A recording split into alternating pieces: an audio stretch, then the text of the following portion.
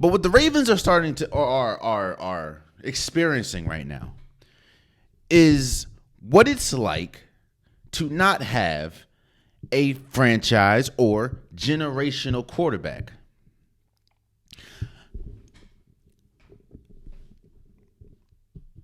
Lamar Jackson has been out for like probably a month now with a knee injury.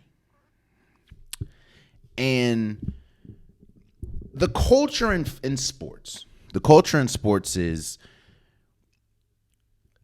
as a player, you try your hardest and you try everything that you can do to get back on the field or get back on the court or get back on the ice or whatever sport you play, to get back to said sport, especially later in the season, towards the end of the season, at the end of the season, when the playoffs are coming.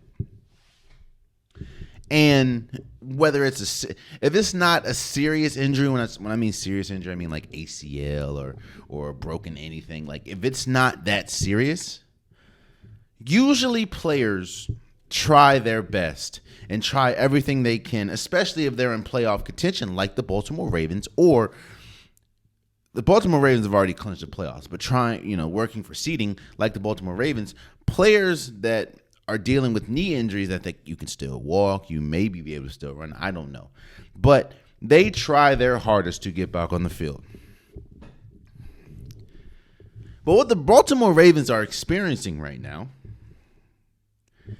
is the fruits of their labors. What do I mean by that? I said this before the season started. A lot of the media pundits, sports media pundits, said this before the season started. They said the Baltimore Ravens do not want to play with Lamar Jackson, especially when we're talking about a contract. Because Lamar Jackson, what happens if he gets hurt? A lot of people, including myself, thought Lamar Jackson shouldn't play until they got the contract situated because of the style in which Lamar Jackson plays. You see, Lamar Jackson doesn't play like Justin Herbert. Lamar Jackson doesn't play like Patrick Mahomes. He doesn't play like Aaron Rodgers or Tom Brady. Lamar Jackson is one of one. There is no other player in the league like Lamar Jackson. And Baltimore knows that. The league knows that. Lamar Jackson knows that. So when I say the grass is not always greener on the other side, Lamar Jackson's injured. And the team thinks he's good enough or should be good enough to play. Lamar Jackson thinks otherwise. And now you have a, for lack of a better term, power struggle between the team and Lamar Jackson.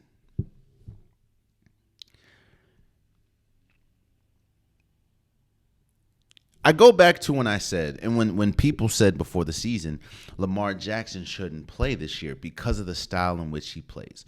Lamar Jackson is the fastest, one of the fastest, if not the fastest quarterback using his legs. He also can throw the ball.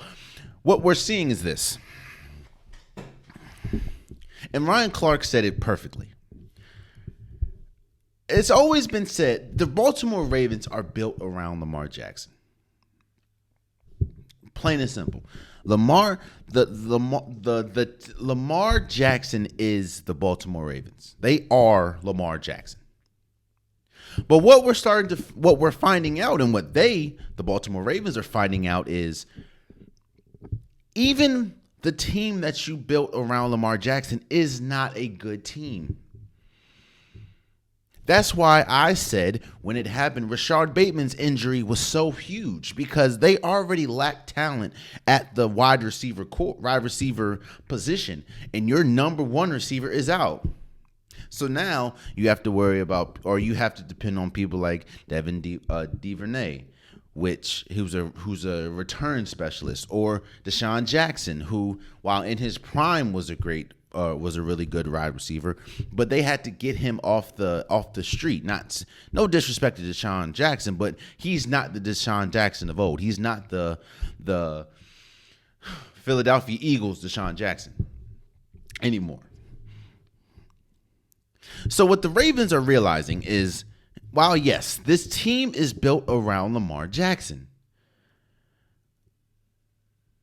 but Lamar Jackson makes this team 10 times better. And it's actually maybe even 100 times better. Because realize the same team that Lamar Jackson had, and when he was playing, they were number one in the AFC North.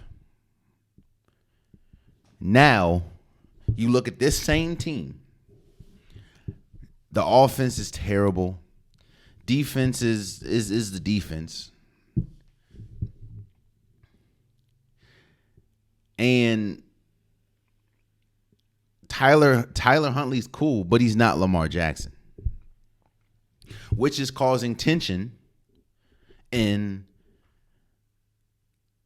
the locker room. Well, causing tension in the organization between their star quarterback, Lamar Jackson, and the front office. Now, reports are saying that nobody, the team is not upset with Lamar Jackson. They understand John Harbaugh, the coach, he's not upset with Lamar Jackson. He understands. They're upset with the business aspect. And what does that mean?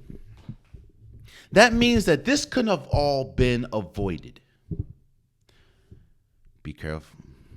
Which goes back to my statement. They're reaping what they sowed. Because they didn't sow a contract that Lamar Jackson was asking for. Now, yes, they offered Lamar Jackson a contract. That gets lost in this whole thing. They offered Lamar Jackson a contract. But we talked about this a while ago, and people will talk about this when they talk about contracts. What is the market?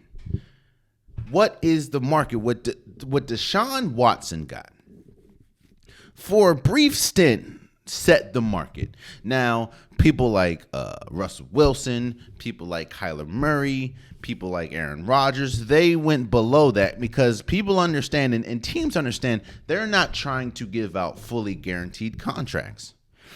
I am one of the people that think you should, especially in a sport like the NFL, where one play, i.e. Damar Hamlin, can drastically affect your life.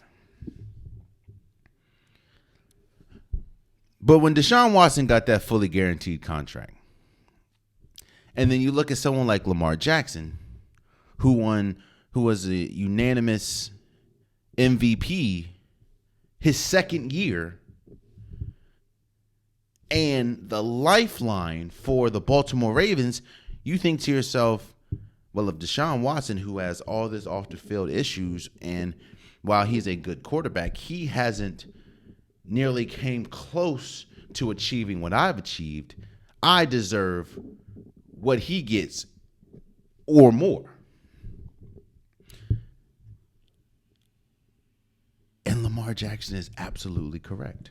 But again, the Ravens are seeping what they sowed. When you play hardball with somebody, or when somebody has the leverage, which is Lamar Jackson, and you don't give them what they feel they deserve, then you get instances like this. A lot of people, including myself, didn't think Lamar Jackson should play in the first place. I was very adamant in saying you should not get on the field if that you don't have the contract that you want and deserve, because of situations like this, getting hurt. What happens if you get hurt? Then you give them the reason why we don't want to give you the contract is because you can't stay healthy. But I will give credit to Lamar Jackson. He did something that he played the game extremely well. This is why I'm not a GM. I mean, that's why I'm not a agent. He played it well. What he did was he played. I was like, bro, what are you doing, bro? He played. But what he did was he gave himself the ultimate power. Because you see now what the Ravens are with Lamar Jackson. With Lamar Jackson, they are a playoff team. Now, yes, they need some help to be a Super Bowl caliber team. But with Lamar Jackson, you are a playoff team. Lamar Jackson is one of one in his position. Not saying he's the best, but there is no other quarterback like Lamar Jackson. The closest that you can kind of say is like Lamar Jackson is Kyler Murray. And you see what the hell is going on with him and the Arizona Cardinals this year. But Lamar Jackson played it well. He played it so well. He played. And he showed them just how good he was. Even in the double digit blown leads, most of that was because of the defense and because of the fact of, yes, Lamar Jackson needed to play better, but it really highlighted the lack of weapons that he has. Outside of Mark Andrews, the lack of weapons that the Ravens have, especially with Rashad Bateman being out. But Lamar Jackson played. And he had the Ravens not just the top of the AFC North. They were fighting for the top of the AFC in general. And then he got hurt. And now you're seeing just how I talk about Russell Wilson and say, you know, he was a Band-Aid for how bad the Seahawks were. Lamar Jackson is the perfect blanket for just how, you know what Lamar Jackson is? Let's think of something. Lamar Jackson is macaroni and cheese for people that like macaroni and cheese.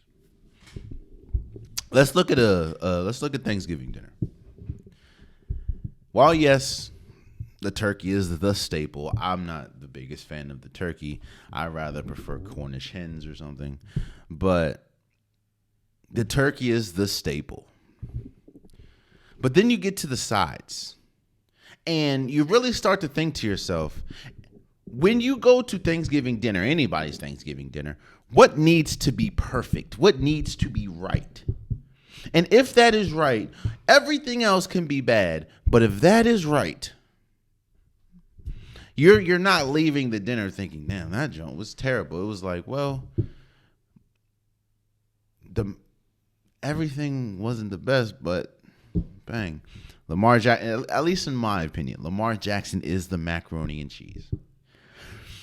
The stuffing or dressing could be perfect, or could be salty or dry. The mashed potatoes can be runny. The greens can be hella salty.